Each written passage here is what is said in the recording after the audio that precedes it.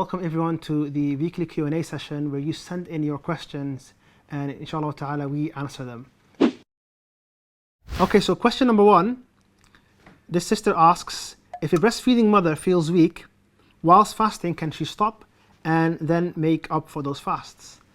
If you feel weak or you feel sick or you wait for your child, then you are allowed to take a break and make up those fasts after Ramadan.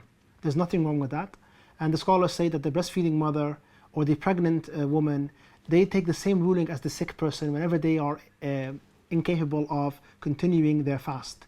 And that could be sometimes that they are worried for their own self, or they could be worried for their child, whether that's the child they are carrying or the child they are breastfeeding. In any case, you can take a break and then you just make up the days you have missed, inshallah ta'ala. May Allah accept all of our fasts. Ibrahim Ali is asking, if you have a really bad headache and it hurts so much when you are going down for sujud, should you continue going for sujud, or is there any other way which you can then consider to pray? The answer to this question is that first and foremost, the sujud is a pillar of our prayer. It must be present, and the only time you can be exempt from sujud, going all the way to the ground, is if you are in a very serious situation. So this headache must be a headache that it's causing you so much pain that you really cannot do sujud. If it's a light headache, then you should still try and do your sujud. But if it's really causing you pain and completely distracting you from your salah, that you don't have to go all the way down.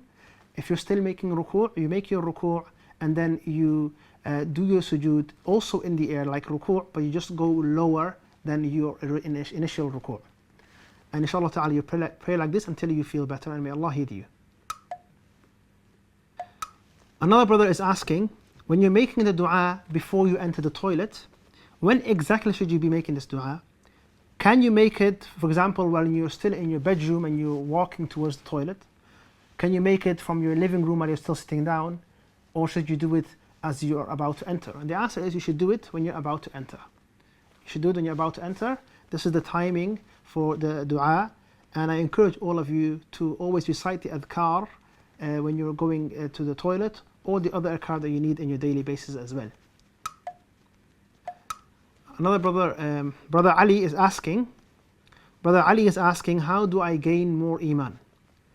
How to gain more iman is mentioned in the Quran and the Sunnah, and we know through righteous actions our iman increases, and through sin our iman decreases. This is why if you want your iman to increase, you need to increase in the good that you do, recite more Quran, engage in more prayer, worship Allah more, make more dhikr. This will help increase your iman. Among the things that will help you increase your iman is also staying away from sin, because sin takes away from it and it decreases it.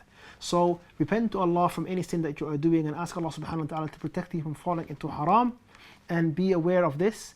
And inshallah ta'ala, by doing a lot more good deeds, you will find yourself becoming a better Muslim, and you find yourself, your iman increasing. May Allah increase all of our iman. Another brother is asking what to consider before marriage. Marriage is something that is sunnah and highly recommended in our religion for our brothers and sisters, and it's something that should be done and encouraged. If you're thinking about marriage, among the things that you should consider beforehand is if, number 1, you are ready for marriage. A lot of people, they might rush into it, and this is something that is not correct. So are you in the right place to get married? Are you responsible enough? Are you capable financially, if you're a man, to take care of a spouse, a wife? And similarly for the sisters, they have to be in the correct mindset when they are getting married, because it is a responsibility, and it's a responsibility Allah is going to ask you about. So once you get married, your wife has rights over you. Can you fulfill those rights? And also, once you're married, your husband has rights over you. Can you fulfill those rights? And you need to consider also who you are marrying and if they are appropriate as well. And that means looking at many factors, and the main one is their religiosity, how close they are to Allah and the deen. Because in the end, what we want is people that, we want to marry people that help us get closer to Allah Almighty. Another thing you must consider is the person, are they suitable to you? And there are many factors you can consider, including your own personal family, especially your parents. Are they happy with the person you are marrying? Too often we choose a spouse that perhaps our parents are not happy about, and this is something you have to take into consideration. Now, our parents aren't always right, but more often than not, they have your best interest at heart. This is something you must consider as well. Inshallah ta'ala, after considering all of this, the main thing you should remember is that marriage within itself is an act of worship that has been recommended by Allah Almighty in the Quran and by the Prophet in the Sunnah. And as long as you remember that any act of worship should be done according to the Sunnah of our Prophet, you will be okay in getting married, in the process of the marriage, and also in your married life, because you will always be upon the way of Allah and His Messenger sallallahu alaihi wasallam.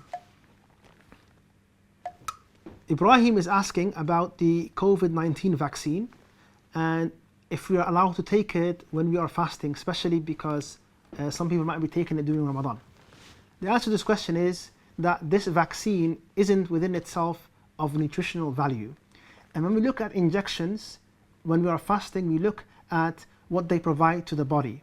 So some types of injections are steroids, or they are painkillers, or they numb you, or they are vaccines, that they don't provide nourishment or any nutritional value to the body. If this is the case, then you are allowed to take this even if you're fasting and it does not break your fast at all. So there's nothing wrong with you taking the vaccine during Ramadan or while you are fasting. It does not break your fast.